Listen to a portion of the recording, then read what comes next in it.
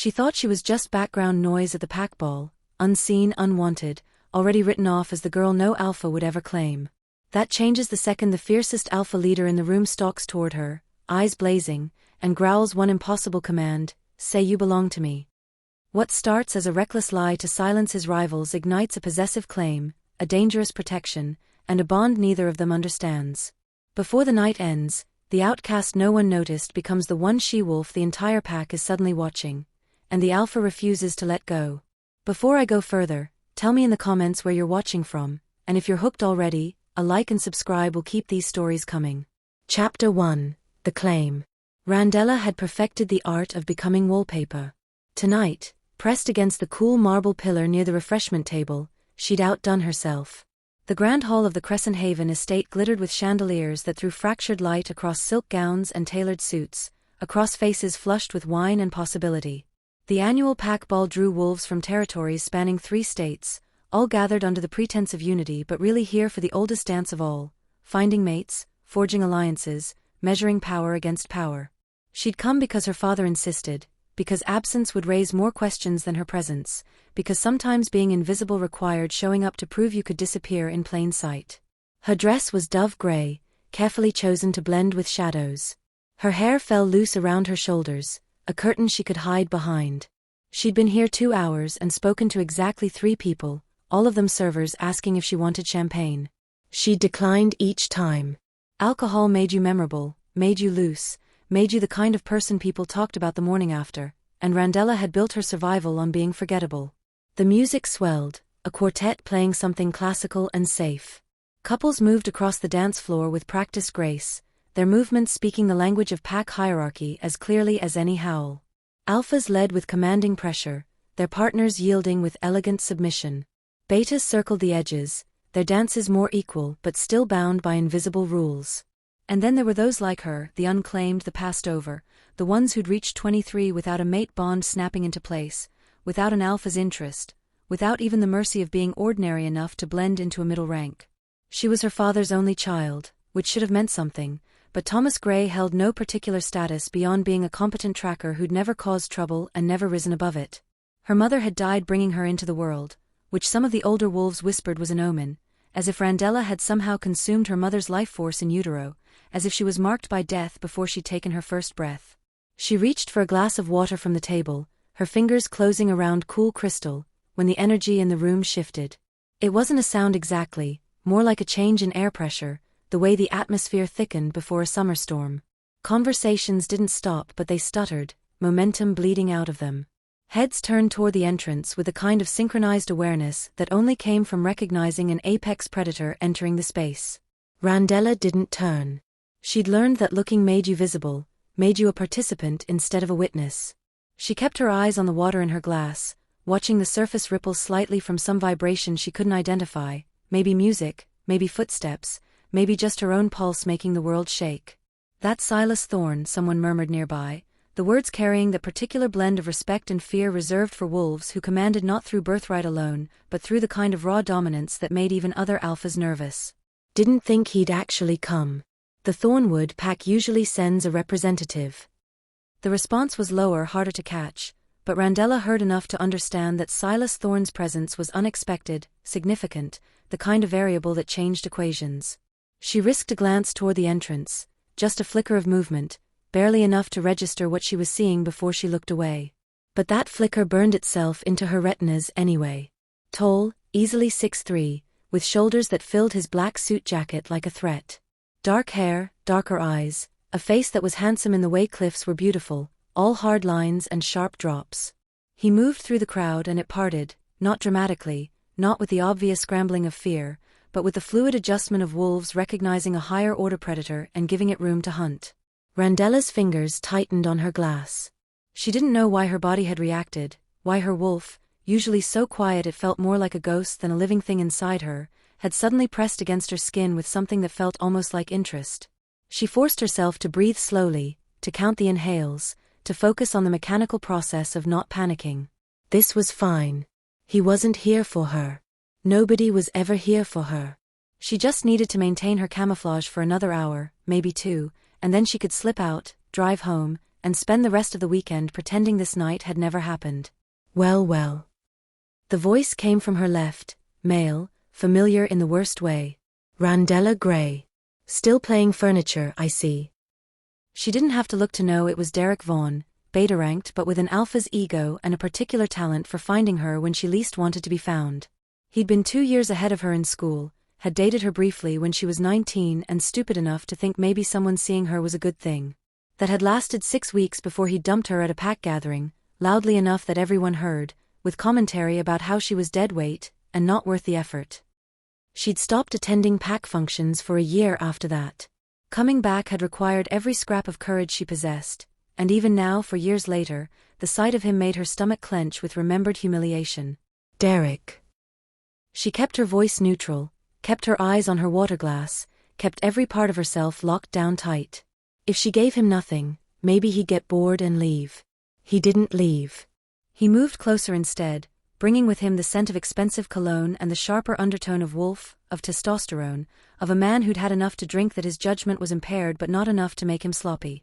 2 other males flanked him, pack members she recognized but couldn't name, both watching her with the kind of predatory interest that made her skin crawl.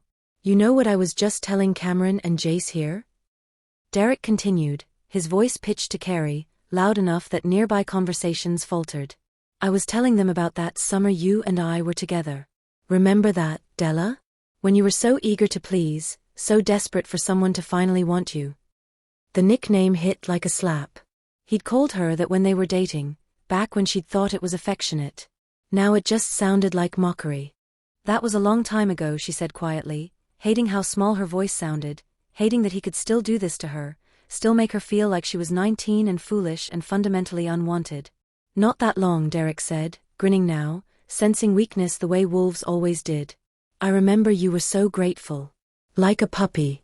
All that enthusiasm and absolutely no idea what to do with it.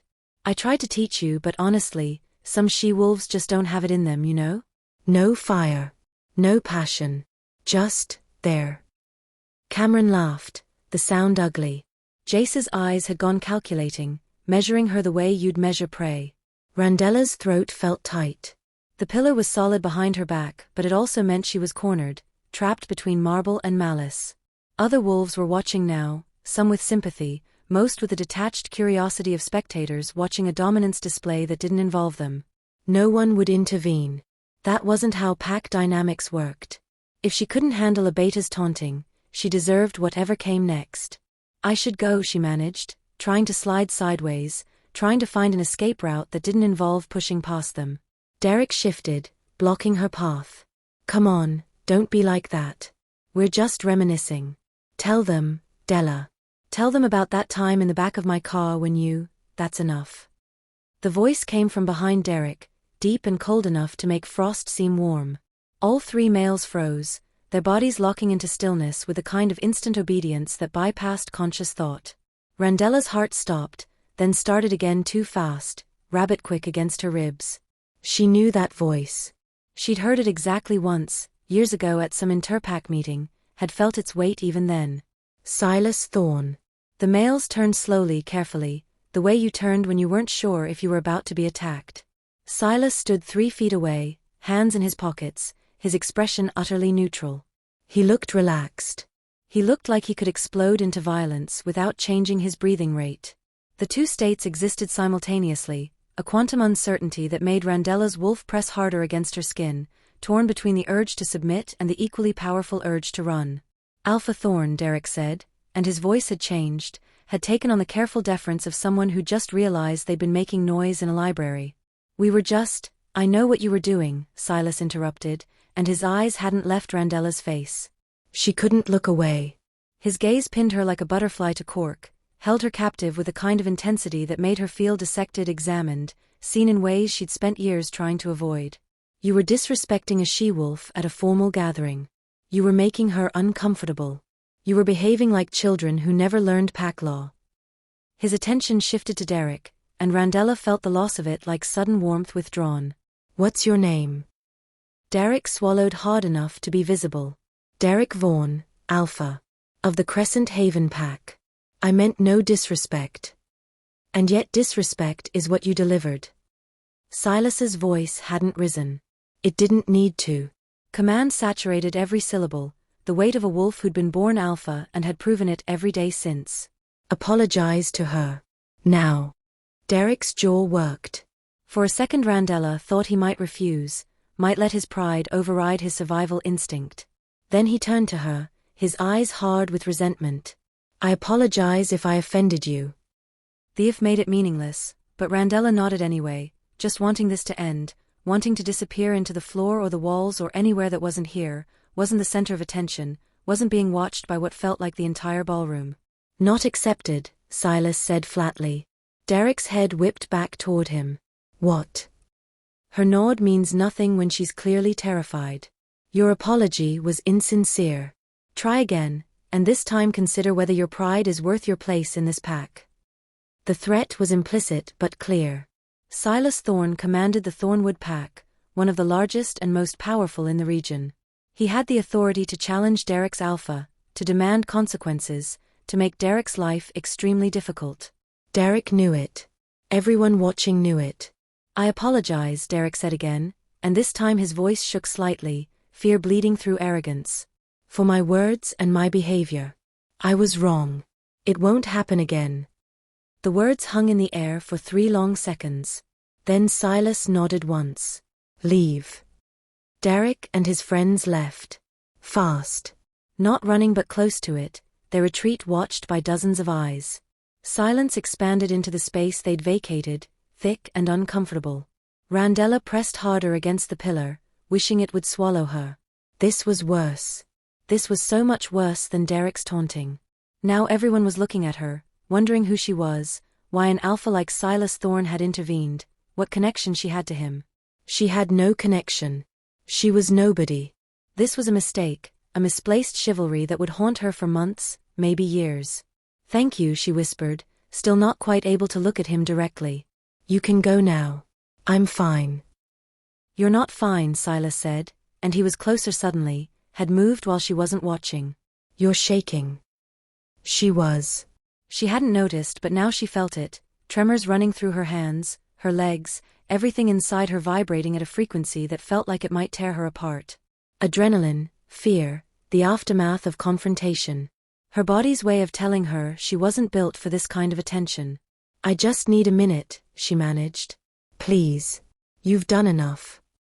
No, Silas said quietly, and something in his tone made her finally look up, made her meet those dark eyes that seemed to see straight through skin and bone to everything she tried to hide.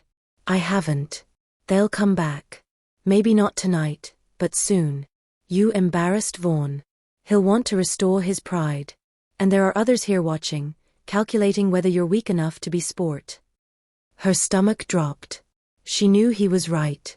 Pack dynamics were brutal for wolves like her, the ones without protection, without status, without the strength to enforce their own boundaries. What am I supposed to do? The question came out before she could stop it, raw and helpless. Silas studied her for a long moment. Then he leaned in, close enough that she could feel the heat radiating from his body, could smell cedar and smoke and something wild that made her wolf whine. Say you belong to me. Randella's brain stuttered to a stop. What? Say it. Out loud. Say, I belong to Silas Thorne. His voice was barely above a whisper, but it carried the weight of absolute command. The whole room is watching. If you claim protection under my name, no one will touch you. Not tonight. Not ever.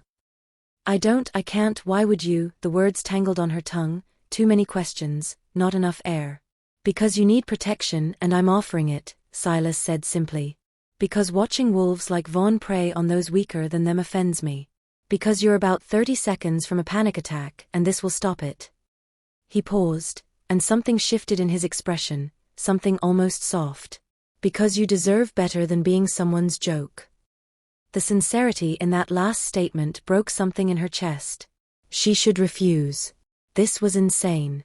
She didn't know him. He didn't know her.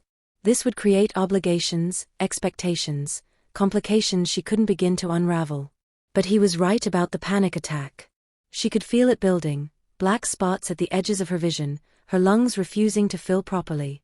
And he was right about the watching wolves. She could feel their attention like physical weight, predators deciding whether she was worth pursuing now that she'd been marked as vulnerable. Silas Thorne was offering her a shield. Maybe it was temporary. Maybe it came with strings. But right now, drowning in the middle of a ballroom full of wolves who saw her as prey, it felt like the only lifeline she'd ever been thrown. "I belong to Silas Thorne," she said, and her voice didn't shake nearly as much as she'd expected. The effect was instantaneous. A ripple moved through the crowd, shock and speculation spreading like wildfire. Several she-wolves looked murderous. A few males looked calculating. Everyone looked fascinated. And Silas smiled, slow and satisfied, a predator who just claimed territory and knew every other wolf in the room had witnessed it. "Good girl," he murmured, too quiet for anyone else to hear. Then louder, his hand settling on her lower back with possessive certainty, "Let's dance."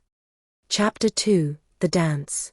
Randella's feet moved before her brain caught up, following Silas's guiding pressure as he steered her toward the dance floor.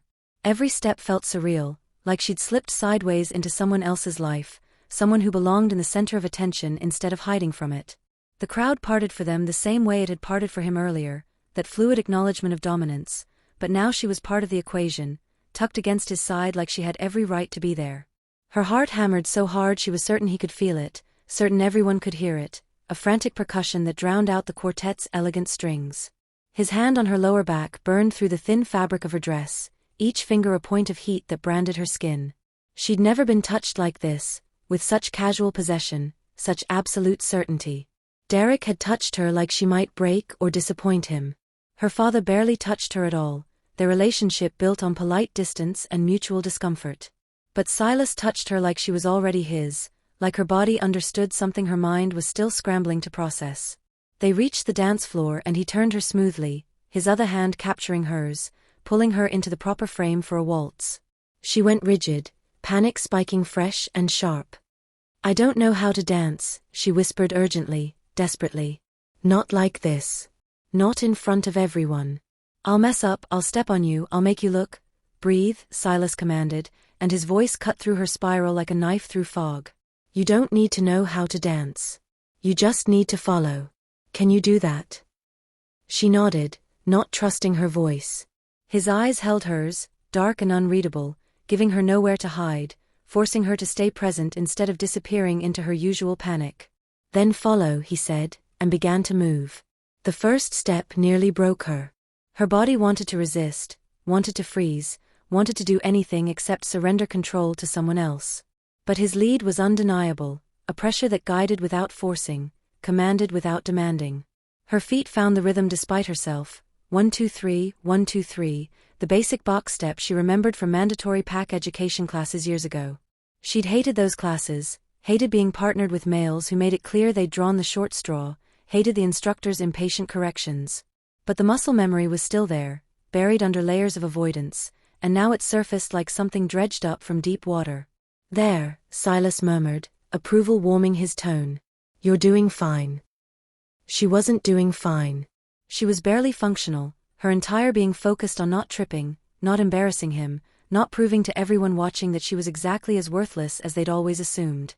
But he moved with such confidence that it created an illusion of competence in her, made their partnership look smoother than it was.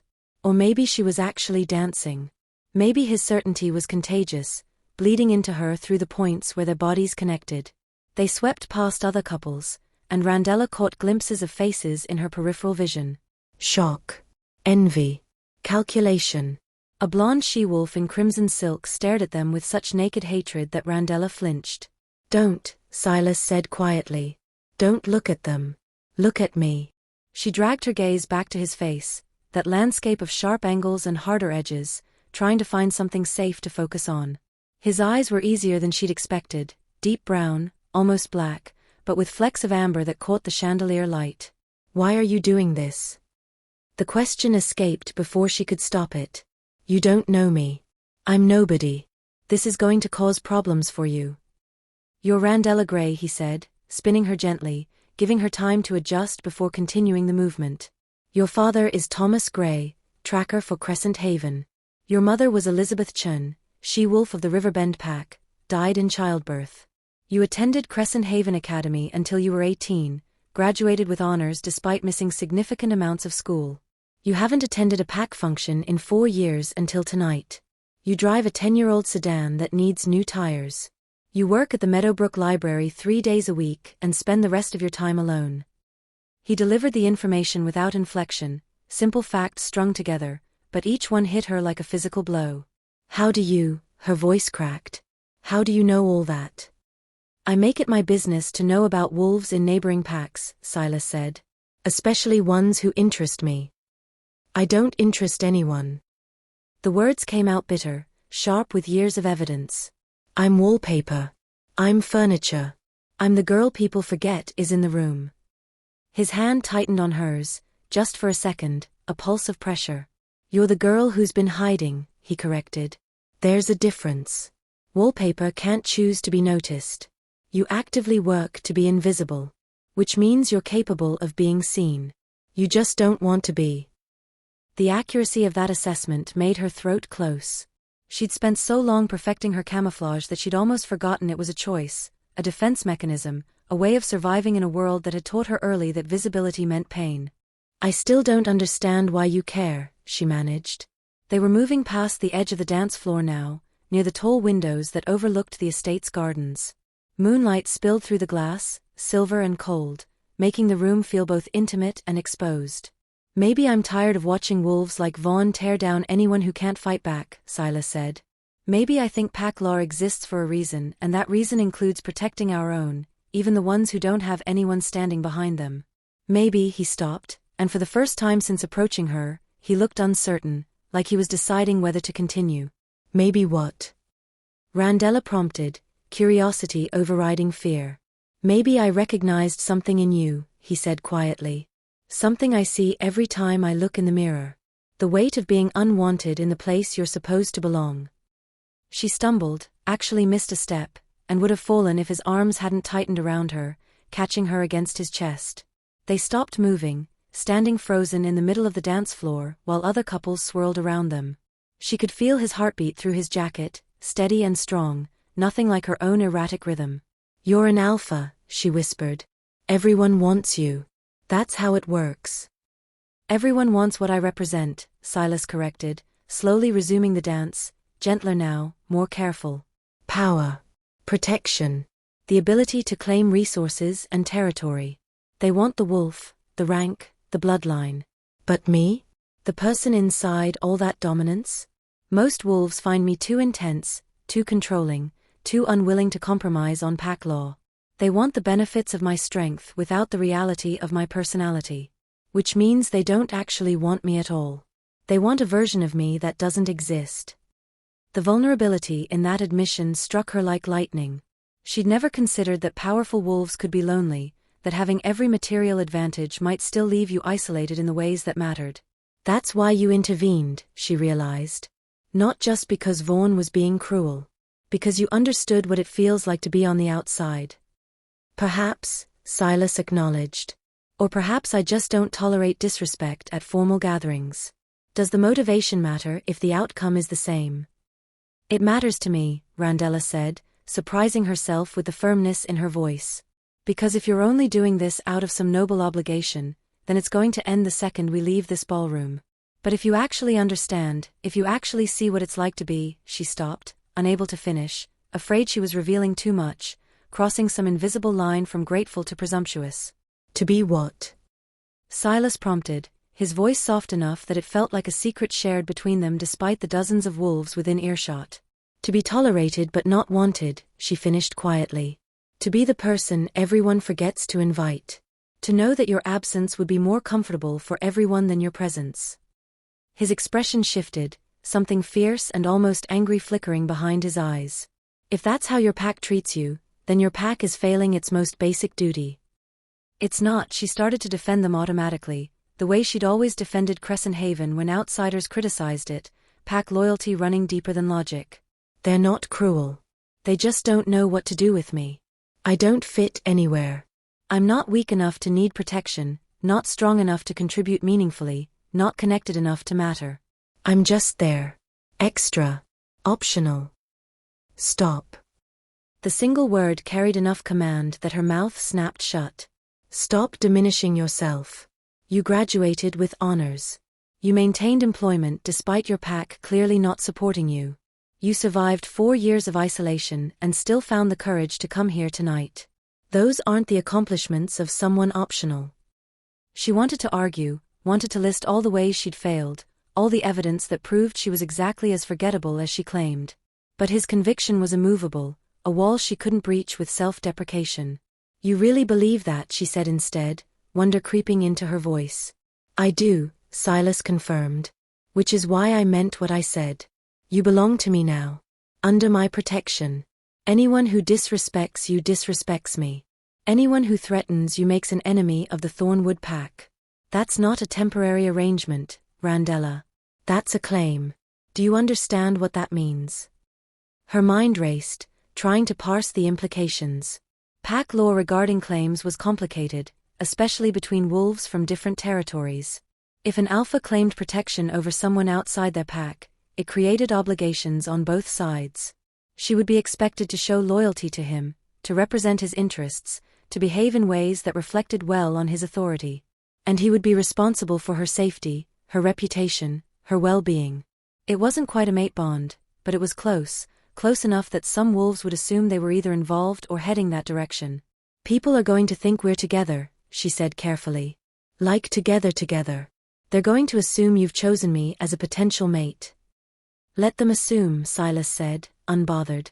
It'll keep males like Vaughn at a greater distance if they think there's romantic intent behind my protection. But there isn't, Randella said, needing to clarify, needing to understand the boundaries before she accidentally crossed them. Is there? The question hung between them, fragile and dangerous. The music swelled, strings rising towards some crescendo. Silas's hand on her back pressed slightly harder, pulling her infinitesimally closer. I don't know, he admitted, and the honesty in those 3 words stole her breath. I didn't come here tonight planning to claim anyone. I came to show face, satisfy political obligations, and leave. But then I saw you standing by that pillar, watching everyone like you were behind glass, and something in me responded. Recognition, maybe. Interest, certainly. Whether that develops into something more. He paused, his eyes searching hers. That depends on both of us. Her heart was doing something complicated in her chest, a gymnastics routine of hope and terror. This was too much, too fast. She didn't know him. He didn't know her, not really, despite his surveillance of basic facts. This should terrify her. It did terrify her. But beneath the terror ran a thread of something else, something that felt dangerously like want. What if I disappoint you? The question came out small, the voice of the 19-year-old who'd been told she wasn't worth the effort. What if I'm not interesting enough, strong enough, whatever enough, and you regret this? Then I'll deal with that when it happens, Silas said simply. But I don't make decisions I regret, Randella. I'm not some impulsive beta acting on intoxication and ego. I'm an alpha who's been leading a pack for 8 years. I've learned to trust my instincts. And my instincts say you're worth knowing, worth protecting, worth claiming. The conviction in his voice made something crack inside her chest, some defensive wall she'd maintained for years suddenly developing fissures. She wanted to believe him. Gods, she wanted to believe that someone could look at her and see something worth keeping. The music wound toward its conclusion, the final notes hanging in the air like a held breath. Silas spun her one last time, slower, more deliberate, and when they came to rest she was pressed against him, her hands still captured in his, their faces close enough that she could see the individual shades of brown in his eyes. Thank you, she whispered, meaning for the dance, for the protection, for seeing her when everyone else looked through her. Don't thank me yet, Silas said, and something in his tone raised goosebumps along her arms. The hard part comes next. What hard part? She asked, but she could already see it happening in her peripheral vision, could already feel the shift in atmosphere as someone approached with a kind of deliberate purpose that meant trouble. Alpha Thorn. The voice was female, sharp with barely contained anger. Randella turned her head and felt her stomach drop. The woman in crimson silk, the one who'd stared at them with such hatred, stood 3 feet away. She was stunning, all sharp cheekbones and perfect curves, with dark hair styled into an elaborate updo and eyes like green fire. Everything about her screamed power, confidence, the kind of she-wolf who'd never had to hide in her life. Petra, Silas acknowledged, his tone cooling to professional neutrality. I wasn't aware you'd be attending tonight. I came with the Silvermane delegation, Petra said, her eyes sliding to Randella with undisguised contempt. Though I'm beginning to wish I'd stayed home. I'm not enjoying the entertainment. The insult was blatant, direct, aimed at Randella with the precision of someone who knew exactly where to strike. Randella felt herself starting to retreat inward, her old defense mechanisms activating, preparing to become invisible again. But Silas's hand tightened on her back, holding her in place. Then perhaps you should find better entertainment elsewhere, he said coldly. I'm quite satisfied with my current partner. Petra's lip curled. Your current charity case, you mean? Really, Silas, I know you have a weakness for lost causes, but this is beneath even you. She doesn't belong here. Look at her. She's terrified, she can barely dance, and everyone in this room knows she's only standing because you're holding her up. Each word hit like a physical blow, finding marks Randella didn't know were still tender. She wanted to disappear, wanted the floor to open and swallow her, wanted to be anywhere but here, trapped between Silas and this beautiful vicious woman who was saying out loud everything Randella had always feared people thought about her. Enough. Silas's voice dropped to a register that made Randella's wolf whimper and press low, pure alpha command bleeding through. You will not speak about her that way. Not in my presence. Not anywhere. She is under my protection, which means an insult to her is an insult to me. Unless you want to formally challenge my authority, I suggest you walk away. Now. Petra's eyes widened, shock bleeding through fury. Whatever history existed between them, it clearly hadn't prepared her for this level of defense over someone she viewed as insignificant. You can't be serious, Petra said, her voice rising. Her? You're choosing her over you. Silas interrupted, his tone brutally direct. I didn't choose her over you, Petra. I made my position regarding you clear 6 months ago. This has nothing to do with you and everything to do with my pack's values. Values that include protecting those who need protection and refusing to tolerate wolves who derive pleasure from cruelty. The public rejection made Petra's face flush dark with humiliation. Several nearby wolves had stopped pretending not to listen, their attention locked on the confrontation with a kind of fascination reserved for watching someone's social standing detonate in real time. This isn't over, Petra hissed, but she was already backing away, her exit barely maintaining dignity. You'll regret this, Silas. And you, she pointed at Randella, her fingers shaking with rage. You'll wish you'd stayed invisible. She spun and stalked away, her crimson dress trailing behind her like blood. Silence expanded in her wake, thick and suffocating. Randella couldn't breathe, couldn't think, couldn't process what had just happened. Silas had defended her. Publicly. Against someone who clearly had history with him, someone who'd expected different treatment, someone who might have been a former lover or potential mate. I'm sorry, Randella whispered, her voice breaking. I'm sorry, I didn't mean to cause problems, I didn't. Stop apologizing, Silas said firmly, turning her to face him fully, both hands on her shoulders now. You didn't cause anything. Petra's anger is her own responsibility, rooted in rejection she hasn't processed. That has nothing to do with you. But she's beautiful, Randella said, the words tumbling out. And powerful. And everything I'm not. Why would you choose defending me over someone who enjoys making others feel small? Silas interrupted. Over someone who measures her worth by diminishing everyone around her? Because that's not strength, Randella. That's insecurity dressed in expensive clothing. Real strength is standing alone by a pillar for 2 hours, rather than participating in cruelty. Real strength is facing your fears and showing up anyway. Real strength is you. She wanted to believe him. She wanted it so desperately it physically hurt, a yearning that felt like it might crack her ribs. But years of evidence argued against it, years of being overlooked and underestimated and tolerated at best. I should go, she said quietly, even though part of her wanted to stay, wanted to keep standing in the circle of his protection where she felt, for the first time in her life, like maybe she mattered. Let me leave before I cause any more damage. No, Silas said, and his hands slid down her arms to capture both of hers. You're not running. Not tonight. You claimed you belonged to me in front of this entire gathering. Walking away now would undermine that claim, would signal to everyone watching that you don't actually believe it. Is that what you want? She met his eyes, seeing the challenge there, the test. He was asking if she had the courage to stand beside him, to own the protection he'd offered, to stop hiding even when hiding was the only thing she knew how to do. Every instinct screamed at her to flee, to return to safety and invisibility. But a smaller voice, one she'd been ignoring for years, whispered that maybe this was her chance, her one opportunity to be something other than wallpaper. "What do I need to do?" she asked, her voice steadier than she'd expected. Silas smiled, approval and something darker, more possessive, flickering in his expression.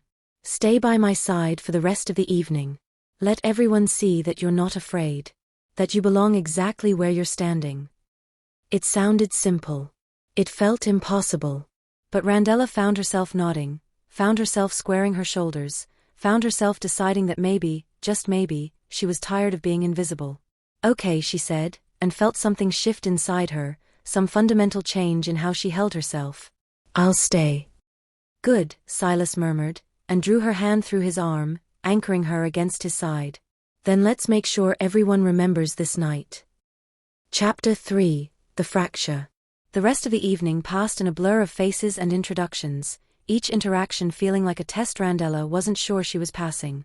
Silas kept her close, his hand a constant presence at her back or wrapped around hers, a physical tether that kept her grounded when her instincts screamed to bolt. He introduced her to visiting alphas, to pack representatives, to wolves whose names she recognized from pack politics she'd always avoided. Each time he said, "This is Randella Gray, under my protection," she felt the weight of those words settle deeper into her bones, felt the shift in how people looked at her, from dismissive to speculative to cautious. She was no longer invisible. She was no longer safe in her obscurity. She was something new, something undefined, a variable that didn't fit into the established hierarchy and therefore demanded evaluation. Some wolves were gracious, offering polite greetings and carefully neutral expressions. Others were openly hostile, their eyes calculating as they measured her worth against Silas's investment. A few she-wolves looked at her with something that might have been sympathy or might have been pity, as if they knew something she didn't, as if they could already see how this story would end. By the time they'd made it halfway around the ballroom, Randella's face hurt from maintaining a pleasant expression and her feet ached from heels she wasn't used to wearing. But she didn't complain, didn't ask to leave, didn't give anyone watching the satisfaction of seeing her crumble under the pressure. Silas had asked her to be brave. She would be brave, even if it killed her. "You're doing well," Silas murmured during a brief respite, having guided her to a quiet corner where the crowd thinned slightly. He pressed a glass of water into her hand, and she drank gratefully, suddenly aware of how dry her throat had become. "I know this isn't easy." "It's terrifying," Randella admitted, keeping her voice low. "Everyone's watching. Everyone's judging. I can feel them wondering what you see in me, waiting for me to prove I don't deserve this."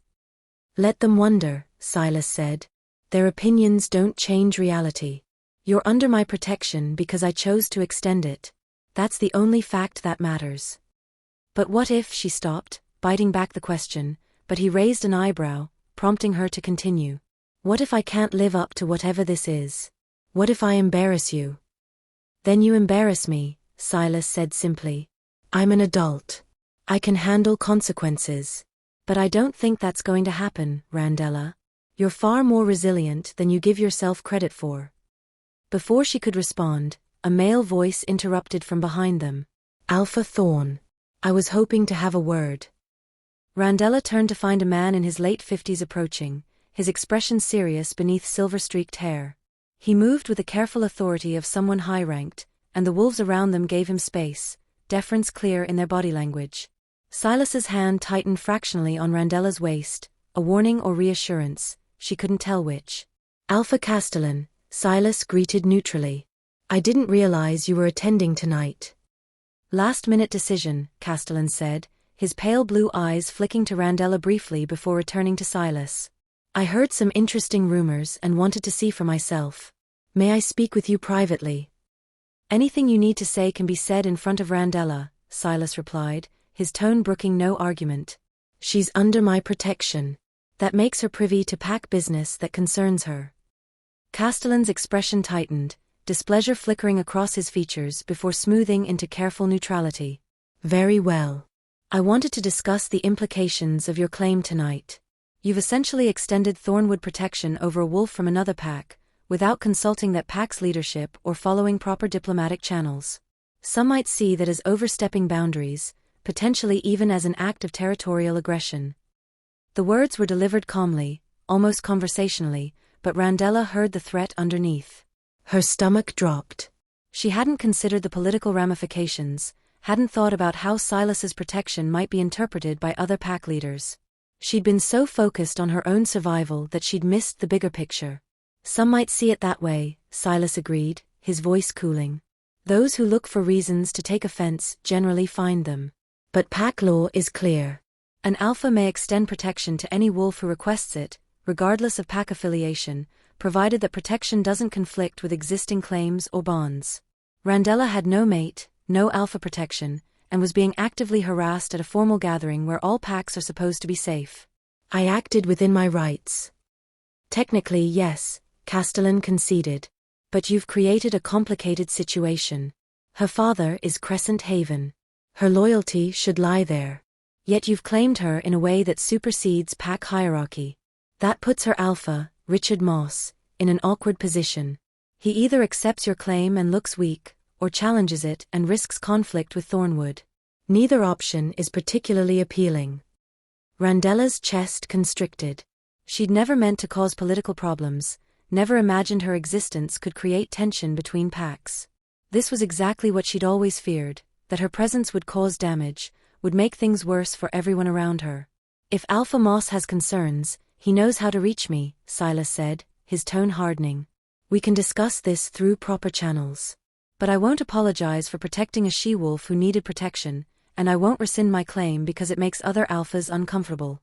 If Moss has been failing in his duty to ensure all his pack members are safe at formal gatherings, that's his failure, not mine. Castellan's jaw tightened, but he nodded slowly. I'm not asking you to rescind anything. I'm simply suggesting you consider the broader implications of your actions tonight. Claims like this have consequences. Expectations. Obligations. For both of you. His gaze shifted to Randella, and she felt examined, dissected, found wanting. I hope you understand what you've accepted, young lady. Being under an alpha's protection isn't just receiving safety. It's representing his authority, his judgment, his pack's reputation. If you fail, he fails. That's a heavy burden for someone who looks like a strong wind might knock her over. The insult was couched in concern, making it harder to challenge, but it landed like a punch anyway. Randella opened her mouth to respond, though she had no idea what to say, how to defend herself against an assessment that felt brutally accurate. Silas moved before she could speak, stepping slightly in front of her, his body language shifting into something aggressive enough that Castellan took an involuntary step back. Your concern is noted and dismissed, Silas said, ice-coating every word. Randella's strength isn't measured by her physical appearance or her social confidence. It's measured by her character, her resilience, and her willingness to keep standing despite years of being overlooked. If you can't see that, then your judgment is compromised, not mine. We're done here. Castellan's eyes widened fractionally, surprise breaking through his composure. Silas, Alpha Thorn, Silas corrected sharply. We're not familiar enough for first names, Castellan. And unless you have pack business to discuss that doesn't involve insulting a wolf under my protection, I suggest you return to your delegation. It was a dismissal, clear and unambiguous. Castellan stared at Silas for a long moment, something complicated passing across his expression, before he inclined his head stiffly. Of course. Apologies for any offense. Enjoy the rest of your evening. He left, but the damage was done. Randella could see other wolves watching, could see the speculation intensifying. Silas had just publicly reprimanded a visiting alpha for her sake. That would have repercussions, would be analyzed and discussed, would fuel gossip for weeks. I'm causing problems, she whispered once Castellan was out of earshot. Exactly like Petra said. I'm damaging your reputation, creating political complications, making everything worse just by existing near you. Stop, Silas commanded, turning to face her fully. His hands came up to frame her face, forcing her to meet his eyes. You're not causing anything. These wolves are choosing how to react. Castellan chose to approach with thinly veiled insults. Petra chose to lash out. Derek chose to harass you. Those are their decisions, their character flaws, not your responsibility. But if I wasn't here, Randella started, tears burning behind her eyes, all her old certainties about being a burden rising up to choke her. If I wasn't here, they'd find someone else to target, some other excuse to test boundaries and play political games, Silas interrupted. That's what gatherings like this are for, Randella. Beneath all the civility, we're still wolves. Still territorial. Still establishing dominance. You didn't create that dynamic. You just became visible enough to be caught in it. I hate this, she admitted, her voice breaking. I hate being watched. I hate people judging me. I hate that I'm not strong enough to just not care what they think. Caring what people think doesn't make you weak, Silas said gently. It makes you aware. The key is not letting their opinions define your worth. Can you do that? She wanted to say yes, wanted to be the kind of person who could stand tall under scrutiny. But honesty felt more important than bravado. I don't know, she whispered. I've spent so long believing I'm exactly what they see, the forgettable girl who doesn't matter. Changing that belief isn't something I can do in one night. Silas studied her for a long moment, something shifting in his expression. Then he leaned in, close enough that his breath ghosted across her ear, close enough that anyone watching would think he was whispering endearments. Then we'll take more than one night, he said quietly. I'm not asking you to transform overnight, Randella. I'm asking you to consider the possibility that you've been wrong about yourself. That the girl you think you are and the woman you actually are might be two different people. The intimacy of the moment, the warmth of his body so close to hers, the absolute conviction in his voice, made something flutter in her chest that had nothing to do with fear. She pulled back slightly, just enough to see his face, and found herself caught again in those dark eyes that seemed to see straight through her defensive walls. Why do you care? She asked, not for the first time, but needing to understand, needing to know what motivated this attention from someone who had no reason to notice her. Because I see myself in you, Silas said, echoing his earlier admission. The version of me that had to learn to believe I was worth something despite growing up as the runt of my litter, the weak alpha no one expected to survive, let alone lead. Randella blinked, shock rippling through her. You were a runt? Until I was 14, Silas confirmed. Smallest in my age group. Weakest. The embarrassment of an alpha bloodline. My father considered having me fostered to another pack, thought I was damaging the family reputation just by existing. Sound familiar? It did. Gods, it did. What changed? She asked, fascinated despite herself. I got tired of apologizing for existing, Silas said simply. I started training harder than anyone else, studying pack law and politics, learning every skill I could master. I realized that if I was going to be judged anyway, I might as well give them something real to judge. By 16, I'd outgrown everyone who'd mocked me. By 18, I'd challenged and defeated my father for pack leadership. By 20, Thornwood was twice the size and 3 times as powerful as when I'd taken over. You challenged your own father? Randella breathed, unable to imagine that kind of courage. I did, Silas confirmed. Because he was failing the pack, prioritizing status over substance, letting wolves suffer while he played political games. Someone had to stop him. It happened to be me. The casual way he discussed overthrowing his father, claiming leadership, transforming himself from runt to alpha, made Randella's head spin. This man had lived an entire epic while she'd been hiding from her own shadow. I'm nothing like you, she said quietly. You had strength all along, just waiting to develop. I'm actually weak. Actually forgettable. That's not a false perception. That's reality.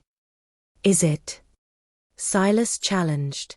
Or is it the story you've been telling yourself so long you've forgotten it's just a story? You're still standing here, Randella. After Derek. After Petra. After Castellan. After hours of scrutiny and judgment.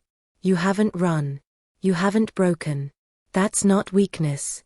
That's endurance. That's strength of a different kind. She wanted to argue, but footsteps approached before she could form a response. A young male, maybe 20, with the nervous energy of a messenger bearing bad news. Alpha Thorn, he said, breathless. I was asked to inform you that Alpha Moss requests your presence in the council room. Immediately. Silas's expression hardened. Moss is here. Yes, Alpha. He arrived 10 minutes ago. He seems displeased.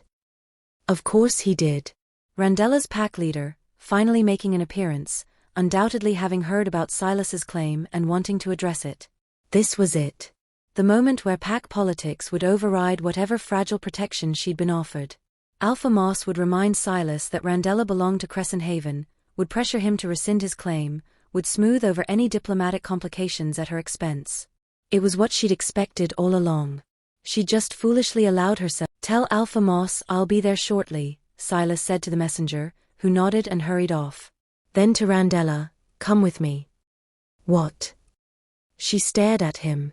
"No. This is pack business. Alpha business."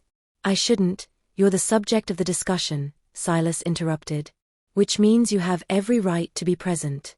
"More than that, you need to hear whatever Moss has to say directly, not filtered through others' interpretations." "Can you handle it?"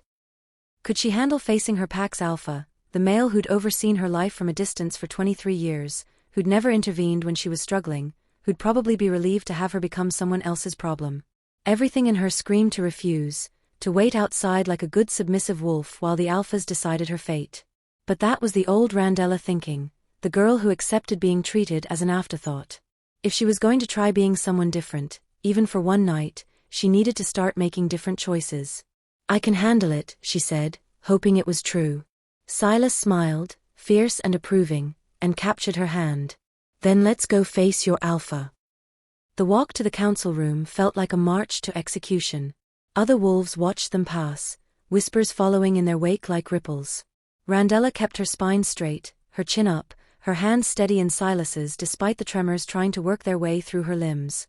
The council room was located on the second floor, a formal space reserved for pack negotiations and private discussions during gatherings.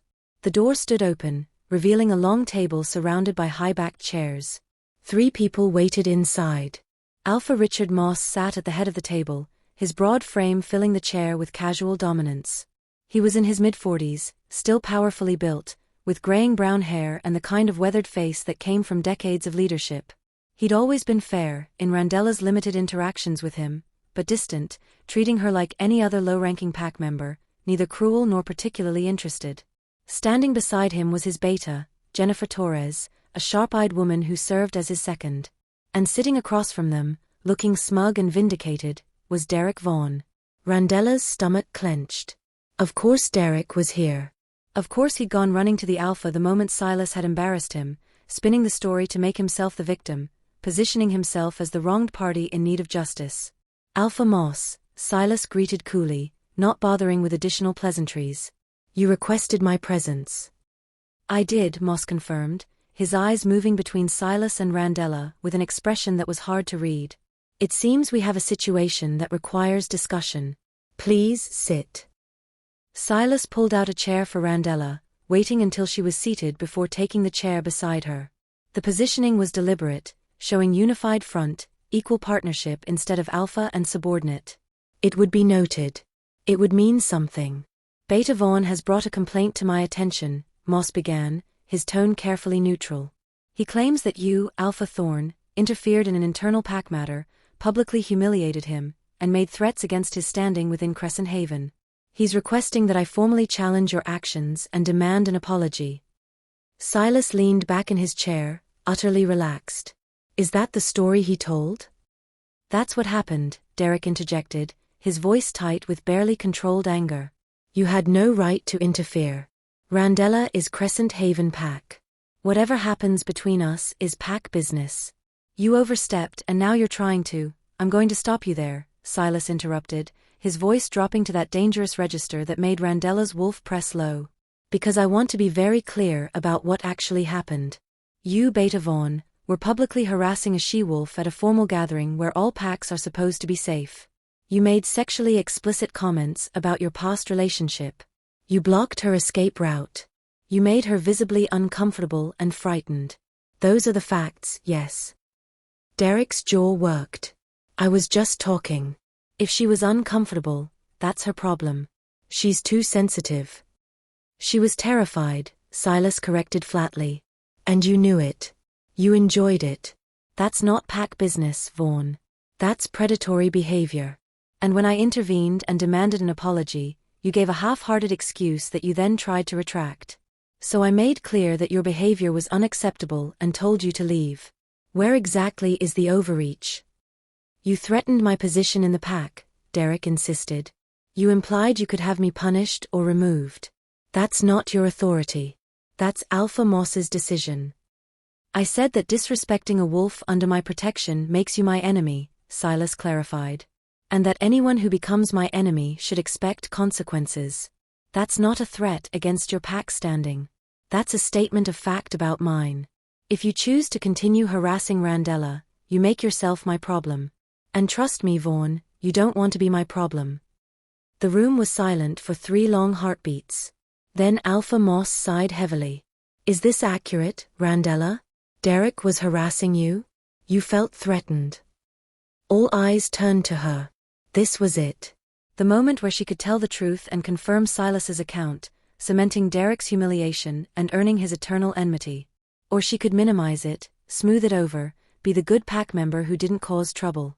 The old Randella would have taken the second option without hesitation. But the woman sitting in this chair, hands still warm from Silas's touch, spine straight from hours of forcing herself to be brave, found herself making a different choice. Yes, Alpha, she said clearly. Derek cornered me.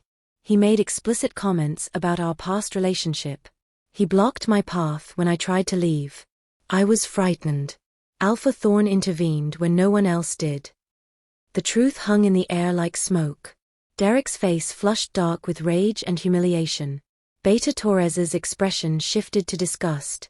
And Alpha Moss's eyes hardened as he turned to Derek with unmistakable disappointment. Is that how Crescent Haven wolves behave at formal gatherings? Moss asked quietly, the kind of quiet that preceded explosions. Is that how my beta treats she-wolves under my authority? She's exaggerating, Derek tried, but his voice wavered. She's always been dramatic, always. Enough, Moss commanded. You're dismissed, Vaughn. Report to my office Monday morning. We'll be discussing your continued position as beta and whether you're capable of upholding the behavioral standards I expect. Derek's face went white. Alpha, you can't. I can and I am, Moss interrupted. Leave. Now. Before I make this decision tonight instead of Monday. Derek stood jerkily, his chair scraping back. He looked at Randella with such pure hatred that she flinched, instinctively pressing closer to Silas. This isn't over, Derek said, voice shaking. You've made a mistake, both of you. Are you threatening a wolf under my protection? Silas asked, voice deadly soft. Because if you are, we can resolve this right now. Outside. Just you and me. Derek paled further, clearly realizing he'd gone too far. He'd challenged an alpha, made threats in front of witnesses, painted himself into a corner. No, he said finally. No threat. I'm leaving. He practically ran from the room. The door clicked shut behind him with finality. Randella couldn't breathe, couldn't process what had just happened. She'd told the truth. She'd sided with Silas over her own pack member. She'd watched Derek's world crumble because she'd refused to minimize her own experience. It felt surreal. It felt terrifying. It felt, somewhere deep inside, like victory. Chapter 4. The Belonging. The silence after Derek's departure felt alive, charged with unspoken tensions and shifting dynamics. Randella's heart hammered against her ribs so hard she was certain everyone in the room could hear it. She just watched a beta get disciplined because of her, had seen the power structure of her own pack fracture along lines she'd helped create. This should feel wrong. It should feel like betrayal, like overstepping, like all the terrible things she'd spent her life trying to avoid. Instead, it felt like breathing after years of suffocation. Alpha Moss rubbed his face wearily, suddenly looking older than his 45 years. I owe you an apology, Randella, he said quietly, and the unexpectedness of it nearly knocked her out of her chair. I've been Alpha of Crescent Haven for 12 years. In that time, I've prided myself on running a fair pack, on protecting our wolves, on maintaining standards. But clearly, I've failed you. I didn't know Derek was behaving this way. I didn't know you were being isolated and overlooked to the extent that you'd stop attending pack functions for years. That's on me. That's my failure as Alpha. Randella's throat closed. She'd imagined this conversation going 1,000 different ways, but Alpha Moss apologizing had never been one of them. I didn't tell anyone, she managed. About Derek, about how I felt. I just stayed away. You can't fix problems you don't know exist. That's generous, Beta Torres interjected, her voice crisp. But it's also the alpha's job to notice when pack members are struggling, especially young she-wolves without strong family connections. We failed you, Randella. Multiple wolves failed you. The fact that it took an outside alpha intervening at a formal gathering for us to address this is shameful. The blunt assessment made Randella flinch. She'd spent so long convincing herself that her isolation was her own fault, her own weakness, that hearing it framed as systemic failure felt disorienting. I don't blame anyone, she said automatically, the old script rising to her lips. I'm just not very good at pack life.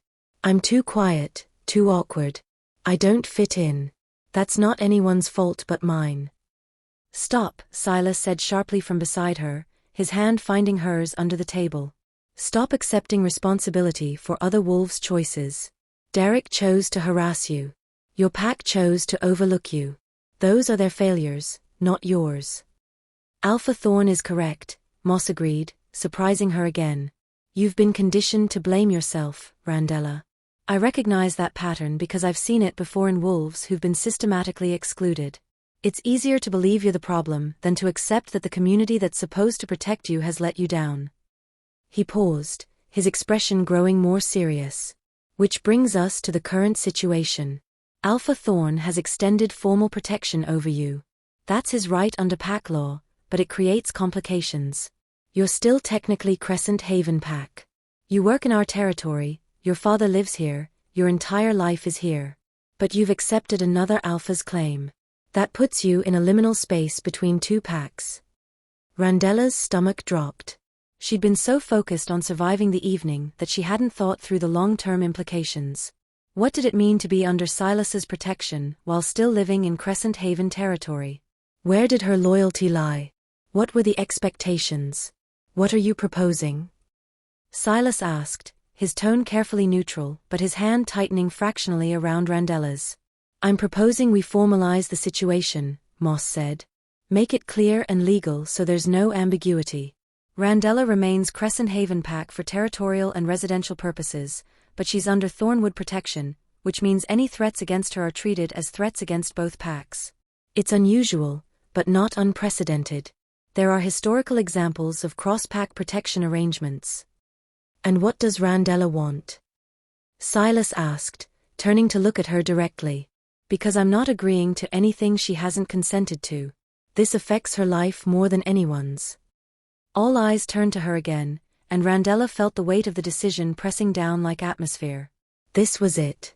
The moment where she chose what came next, where she decided whether to retreat back into invisibility or step forward into whatever this new existence might be.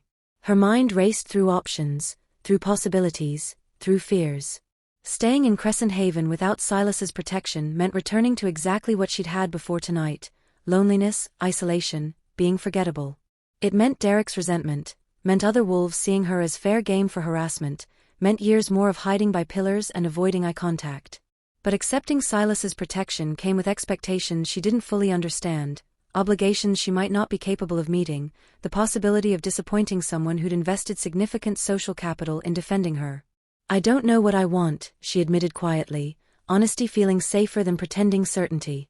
A week ago, my biggest concern was whether the library would approve my request for additional hours.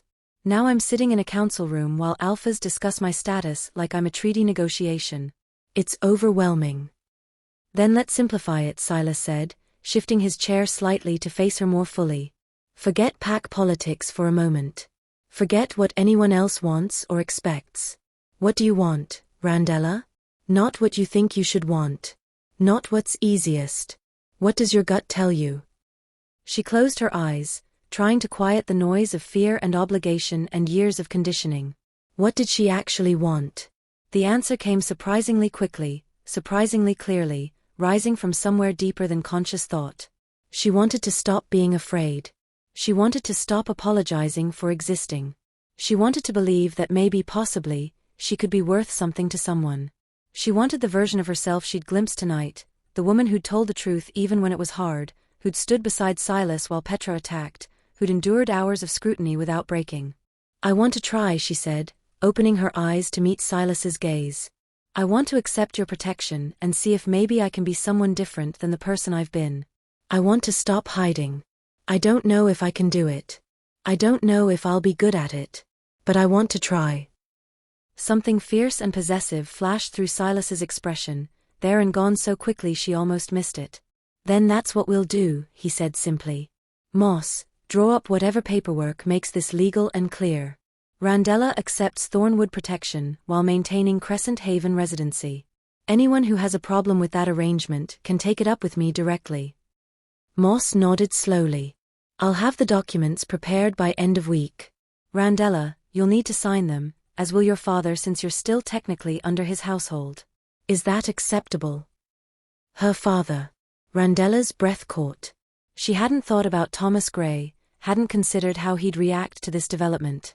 They weren't close, had barely been more than polite strangers sharing a house since her mother died, but he was still her father. He still had legal authority over her until she either mated or turned 25. He won't object, she said, more hope than certainty. He's never really known what to do with me. He might be relieved someone else is willing to take responsibility. The words came out more bitter than she'd intended, revealing wounds she usually kept hidden. Moss's expression softened with something that might have been sympathy. I'll speak with Thomas personally, explain the situation. He's a good man, Randella. Sometimes good men are just lost when it comes to raising daughters alone. Especially daughters who remind them of the mates they lost. The observation hit harder than expected, piercing through resentment to something more complicated underneath. She'd never considered that her father's distance might be about his own grief, his own inability to look at her without seeing Elizabeth Chun, the she-wolf he'd loved and lost.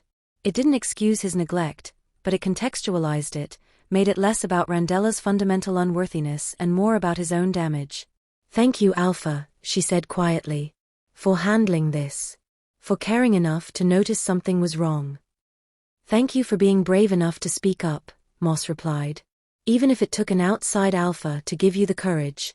I mean what I said earlier, Crescent Haven failed you. We're going to do better. Starting with making sure every pack member knows that harassment of any kind will be met with immediate consequences. Derek's situation will serve as an example. The promise felt substantial, real, the kind of systemic change that might actually prevent other wolves from experiencing what Randella had endured. It wouldn't erase the past, but it might protect the future. We should return to the gathering, Beta Torres suggested, glancing at her watch. It's nearly 11. Absence at this point will fuel more speculation than presence. She was right. They'd been in the council room for almost 30 minutes. By now, the entire ballroom would be buzzing with theories about what was happening, stories building on themselves, truth and fiction blending until the reality was unrecognizable.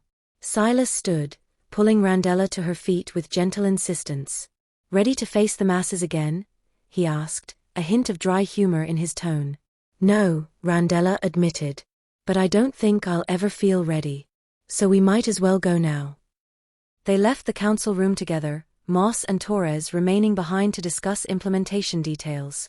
The hallway felt cooler than Randella remembered, or maybe that was just the adrenaline draining from her system, leaving her shaky and exhausted. Her feet hurt. Her face hurt from maintaining composure. Every part of her wanted to go home, crawl into bed, and process everything that had happened in private darkness. But Silas was right that returning to the ballroom mattered. Disappearing now would signal shame or defeat, would undermine everything they'd established tonight. So she let him guide her back down the stairs, back toward the music and light and watching eyes, back toward the woman she was trying to become. The ballroom had thinned slightly, some wolves departing early as gatherings wound down, but at least 100 remained, clustered in conversation groups or swaying on the dance floor. The moment Randella and Silas appeared in the doorway, a ripple of awareness spread through the room. Conversations faltered. Heads turned. Everyone wanted to know what had happened, what had been decided, whether the fragile claim extended hours ago still held. Silas's hand settled on Randella's lower back, that now familiar pressure that grounded her, reminded her she wasn't alone. 1 more hour, he murmured. Just 1 more hour of being visible, and then I'll take you home. Can you manage that? She nodded, drawing on reserves of strength she hadn't known existed. 1 hour. She could survive 1 hour. They moved back into the ballroom, and this time, people approached differently. Less hostile, more cautious, the dynamics shifted by whatever conclusions they'd drawn from the extended absence and Derek's earlier departure. A she-wolf from the Riverbend pack, someone Randella vaguely recognized, stopped them with a hesitant smile. "I'm Maya Chun," she introduced herself. "I knew your mother, actually. We grew up in the same pack. I just wanted to say, what you did tonight, standing up for yourself, that took courage. Elizabeth would be proud." The unexpected connection to her mother, the validation from a stranger, made Randella's eyes burn with unshed tears. "Thank you," she managed. "That means more than you know." Maya squeezed her hand briefly before moving on, and in her wake came others. Not everyone, not even most, but enough. Wolves offering quiet support, sharing their own stories of struggling to fit in, expressing approval for Silas's intervention. Each interaction felt like a small redemption, evidence that maybe she'd been wrong about being universally dismissed. Maybe there had been wolves all along who saw her, who cared, but who hadn't known how to bridge the distance she'd so carefully maintained. The hour passed faster than expected, filled with conversations and introductions, with moments of genuine connection interspersed with uncomfortable scrutiny. Petra didn't reappear, and Derek was conspicuously absent, but Randella could feel their presence in the room anyway, in the occasional hostile glare from wolves who'd aligned themselves with one or the other, in the whispered speculations about consequences and politics. By midnight, Randella was swaying on her feet, exhaustion finally overwhelming adrenaline. Silas noticed immediately, his arm sliding around her waist with more support than possession. "Time to go," he decided. "You've done more than enough for one night." She didn't argue. They made their way toward the exit, stopping briefly to bid farewell to Alpha Moss, who pulled Randella aside for a private word. "You did well tonight," he said quietly. "I know this wasn't easy. But you showed—" The words settled into her chest, warm and unexpected. "Thank you, Alpha." Moss hesitated, then added, "Alpha Thorn is a good male. Intense, demanding, doesn't suffer fools or weakness. But he's honorable. If he's claimed protection over you, he means it. You're safe with him, Randella. Trust that." The endorsement from her own Alpha carried weight, permission she hadn't known she needed. She nodded, unable to find words adequate to the moment, and let Silas guide her outside. The night air hit her like a physical force, cold and clean after hours in the overheated ballroom. Randella sucked in deep breaths, feeling her lungs expand properly for the first time all evening. The estate's circular driveway was lined with expensive cars, wolves claiming their vehicles and departing in twos and threes. Silas led her to a black Range Rover, sleek and powerful, exactly the kind of vehicle she'd expect an Alpha to drive. "Where do you live?" he asked, unlocking the doors. Randella rattled off her address, a modest neighborhood on the east side of Crescent Haven territory, about 20 minutes away.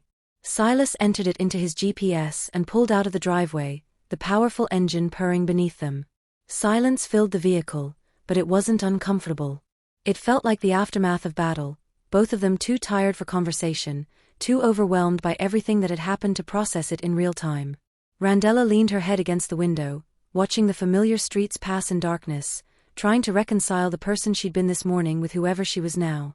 The girl who'd woken up this morning had been invisible, safe in her obscurity, convinced of her own insignificance. The woman riding in this vehicle had been claimed by an Alpha, had told her truth in front of pack leadership, had survived hours of scrutiny without shattering. They were the same person, but they weren't. Something fundamental had shifted, some internal structure rebuilt along different lines. "You're thinking too loud," Silas commented, glancing at her briefly before returning his attention to the road. "I'm just trying to understand what happens next," Randella admitted. "Tonight was intense, but it was one night. Tomorrow I wake up and go back to regular life, except nothing's regular anymore.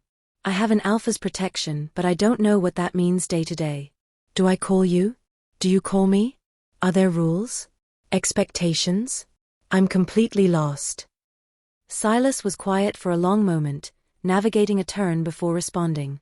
"What happens next is we figure it out together," he said finally. "There's no manual for this, Randella. Cross-pack protection arrangements are rare enough that we're essentially creating the template as we go. But here's what I can tell you. You have my phone number now, I'll text it to you when I drop you off.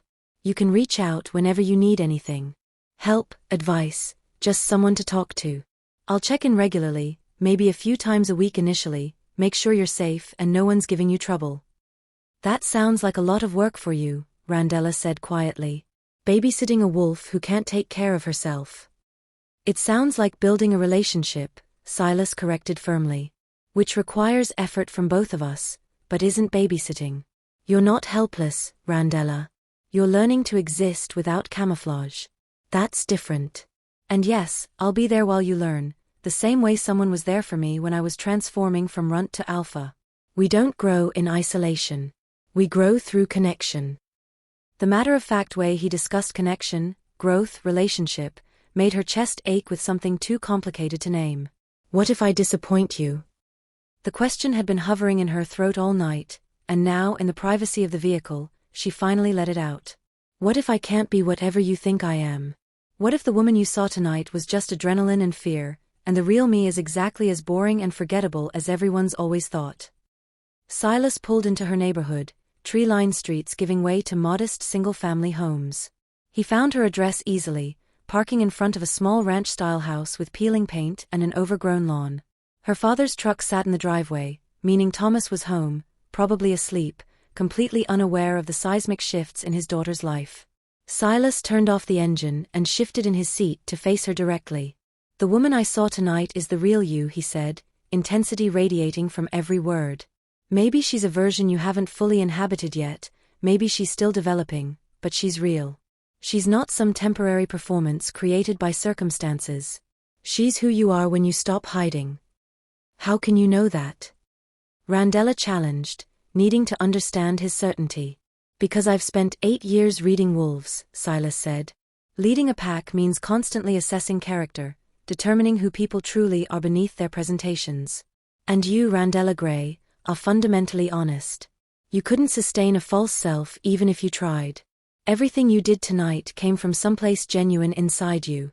Fear, courage, vulnerability, strength. All real. All you. The validation cracked something in her chest, some last defense against hope. She wanted to believe him. Gods, she wanted to believe that maybe she was capable of being more than background noise, more than the forgotten girl. I'm scared, she whispered. I'm terrified that I'll wake up tomorrow and realize this was a mistake, that I'm not strong enough to sustain this, that I'll fail you and embarrass myself and prove everyone right who ever thought I wasn't worth noticing.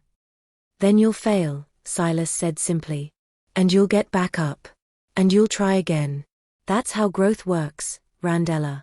It's not a straight line. It's not perfection. It's attempting, failing, learning, attempting again. I'm not expecting you to transform overnight into some perfectly confident she-wolf. I'm expecting you to keep trying. That's the only requirement. She stared at him, this powerful alpha who depended her entire world in the span of one evening, trying to understand what motivated his investment in her. Why me? She asked one final time. Of all the wolves in that ballroom, why did you cross the floor for me? Silas held her gaze, something vulnerable flickering behind his usual intensity. Because when I looked at you standing by that pillar, I saw the 14-year-old version of myself, he said quietly. The one who'd been told his entire life he was worthless, who believed it, who'd learned to make himself small to avoid further damage. And I remembered what it felt like when someone finally saw past the camouflage and believed I was worth something. That person changed my life, Randella. They gave me permission to become who I actually was. I'm trying to give you the same gift. Tears spilled down her cheeks before she could stop them, years of loneliness and longing and desperate hope finally finding release. Silas reached across the console and wiped them away with surprising gentleness, his touch careful despite his strength. You're not alone anymore, he said softly. Whatever comes next, whatever challenges you face, you don't have to face them alone. That's what my protection means. That's what tonight changed. Do you understand? She nodded, unable to speak past the emotion clogging her throat. He smiled, soft and real, then reached for his phone. Give me your number. She recited it, watching as he entered it into his contacts and immediately sent a text. Her phone buzzed in her clutch purse. That's me, he said. Save it. Use it. I meant what I said, you can reach out whenever you need to. Day or night, Randella. I'm available. The promise felt enormous, impossible, the kind of commitment she'd never imagined anyone making to her. "Thank you," she managed, inadequate but sincere. "For everything. For tonight. For seeing me. For not letting me disappear." "Thank you for being brave enough to accept help," Silas countered. "That takes its own kind of strength." They sat in comfortable silence for another moment, the weight of the evening finally settling into something manageable. Then Randella reached for the door handle, knowing she needed to go inside, needed to face her father and attempt sleep and begin processing everything that had happened. But before she could open the door, Silas caught her hand. "Randella." She turned back, finding his expression serious. "What happens from here isn't just about protection or pack politics. It's about you deciding who you want to be. I can provide support, can run interference with wolves who might cause problems, can give you space to grow. But the actual growing? That's your work. Your choice. Your journey. Don't do it for me or for any other wolf. Do it for yourself. Because you deserve to live a life bigger than the one you've been accepting." The words resonated somewhere deep, striking a chord she hadn't known existed. "I will," she promised, meaning it. "I don't know how yet, but I will." "That's all I ask," Silas said, releasing her hand. "Now go inside. Get some sleep. I'll call you tomorrow afternoon, check in, see how you're doing." Randella nodded and climbed out of the vehicle, her legs unsteady after hours in heels and hours of emotional intensity. She made it to her front door before turning back to wave. Silas waited until she was inside before pulling away, his tail lights disappearing down the dark street. The house was quiet, her father definitely asleep, the living room lit only by the glow of a forgotten lamp. Randella kicked off her heels, feeling the relief of bare feet on cool floor, and made her way to her bedroom. She caught sight of herself in the hallway mirror and stopped, staring at her reflection. The girl looking back should have been the same person who'd left this house hours ago. Same dove-gray dress, same loose hair, same features. But something was different. Something in the eyes, maybe, or the set of her shoulders, or the way she held her head. She looked like someone who'd survived something significant. Someone who'd made choices that mattered. Someone who existed in the world instead of hiding from it. Randella touched her reflection, fingers meeting cool glass, trying to reconcile internal changes with external sameness. "I belong to Silas Thorne," she whispered, testing the words in the privacy of darkness. They still felt surreal, impossible, like claiming she could fly or breathe underwater. But they also felt true in a way that bypassed logic, settled into her bones with the certainty of instinct.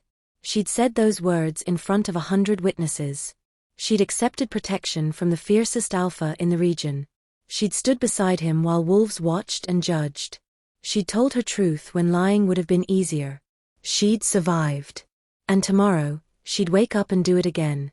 Not perfectly. Not without fear. But she'd do it. Because somewhere between standing by a marble pillar and sitting in Silas's vehicle, Randella Gray had decided she was tired of being invisible. She was tired of apologizing for existing. She was tired of accepting loneliness as the price of safety. It wouldn't be easy. Derek's resentment would fester. Petra's hatred would simmer. Other wolves would test her, would probe for weakness, would try to determine if Silas's protection was genuine or performative. There would be failures and setbacks and moments when hiding felt infinitely safer than being seen. But there would also be Silas, checking in, offering support, believing she was capable of more than she believed about herself. There would be wolves like Maya Chun, offering unexpected connection. There would be Alpha Moss, working to reform pack dynamics. There would be possibilities she'd never allowed herself to imagine. Randella moved to her bedroom, the familiar space suddenly feeling too small for who she was becoming. She'd need to change things, she realized. Rearrange furniture, add color, make choices that reflected preferences instead of just accepting whatever was easiest. Small changes, but meaningful. Evidence of occupation instead of mere existence. She changed into pajamas and collapsed into bed, exhaustion finally overwhelming her. Her phone buzzed one final time. A text from an unknown number that was now saved as Silas Thorne. The message was simple: "You did well tonight. I'm proud of you. Sleep well, Randella. Tomorrow is the first day of whatever comes next." She read it 3 times, memorizing each word, letting them sink into the parts of herself that had been starving for validation. Then she typed a response, "Thank you for giving me the chance to try. I won't waste it." His reply came seconds later, "You couldn't waste it if you tried. See you soon." Randella set her phone on the nightstand and closed her eyes. Outside, Crescent Haven slept, unaware of the small revolution that had occurred in one forgotten she-wolf's life. But inside, Randella Gray felt the first stirrings of something she'd thought lost years ago: hope. Hope that maybe she could be someone different. Hope that maybe she was worth knowing. Hope that maybe, just maybe, belonging to Silas Thorne was the beginning of something extraordinary. She fell asleep with those hopes cradled close, protective and precious, the foundation for whatever woman she'd become. The pack bowl was over. But her story was just beginning. The morning sun filtered through Randella's curtains, gentle and persistent, pulling her from sleep that had been surprisingly dreamless. For a moment she lay still, cataloging sensations, the ache in her feet from dancing, the soreness in her jaw from maintaining composure, the strange lightness in her chest that felt new and unfamiliar. Then memory crashed back. The ballroom. Derek. Silas. The claim that had changed everything.